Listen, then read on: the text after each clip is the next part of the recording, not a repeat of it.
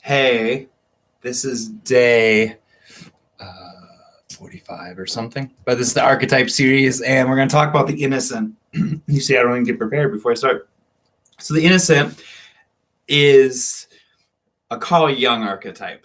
So it comes from that. It could be like a child, someone that's very childlike, someone's very playful. Obviously, I have a lot of these parts of me that you could see. So I want to talk about the innocence. So it's someone that stays like a child in a lot of ways. I see people that hold stuffed animals, that like to hold on to toys, that don't really want to grow up. And I don't think there's anything wrong with this. I think we need these people in our lives. If you want people to work with children, then you probably need to be this way. But they also need that responsible king-like nature. If you can combine it both, you have this really amazing personality. If you think of Gandalf from Lord of the Rings, he's very responsible and playful when he needs to. Dumbledore the same way. And I'm using characters and stories because these characters and stories are archetypes. I mean, these writers are tapping into an archetypal collective consciousness. So the idea of archetypes is that they're part of the collective consciousness. So they're on this planet, and we take on certain archetypes that have been repeated over history from Carl Jung's perspective. Obviously, there's tons of perspectives on this. No right or wrong. It's just a fun game to play. And the innocent would have that childlike nature. So they'd be laughing, playing. They would probably play games a lot, different things like this. And it's a very powerful energy because your inner child, the part that's in you, is innocent. And if you don't tap into the innocent part of yourself in general, you're not going to heal. So you need to play, you need to have fun, you need to dance, you need to go out. And if you're missing this part of your life, your inner child gets upset, and it's harder to do the day-to-day things.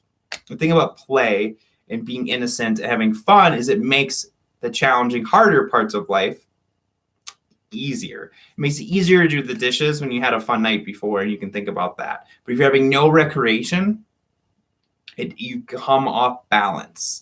And this happens to a lot of people. You see this a lot with parents and moms, especially, where they don't go out, and they go out one night and they go crazy because they need to let that part of themselves out. And I know for me recently, like I'm going dancing this evening because no alcohol, things like that, just a sober dance because I need to let that part of me out. I've been very focused, and it's not wrong to be responsible and focused. That's why we want the balance. We want the king, but the king needs to go at the festive time. Even Lord of the Rings a lot. I've just been reading it, or different books. Like even the responsible people need a break of fun. If they don't have it in the stories they're in, they can't progress forward because it's a break. It's like that little break makes a big difference in their vitality, right? You need to, in a game, you have a certain amount of vitality. So if you're focused on your goals or your intentions, and you don't have a fun break, you're going to lose vitality and you're not going to recharge. There's going to be no recharge. There's going to be no excitement, right?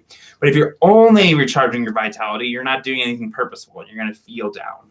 So the balance of the wizard, king, and the innocent and the fool, the jester, brings this other side. If we can mix those together, we have a really, really balanced being. And at some point in your life, you'll be all king. At some point in your life, you might be all jester, fool, innocent, right? If you go on vacation, that's when you let that out. But it might be a week at a time, that's all you are. But then for 6 months, you work, whatever it is.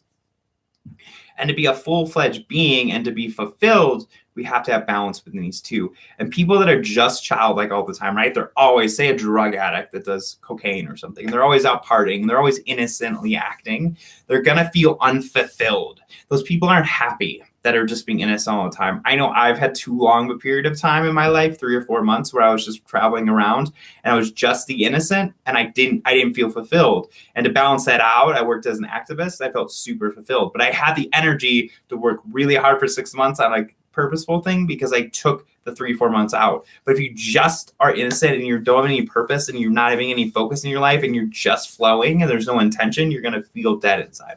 So we got to have these balance with our lives and balance in ourselves. So bring out the innocent if you have, or be aware if you're being too much of the innocent and tone that down and become more responsible.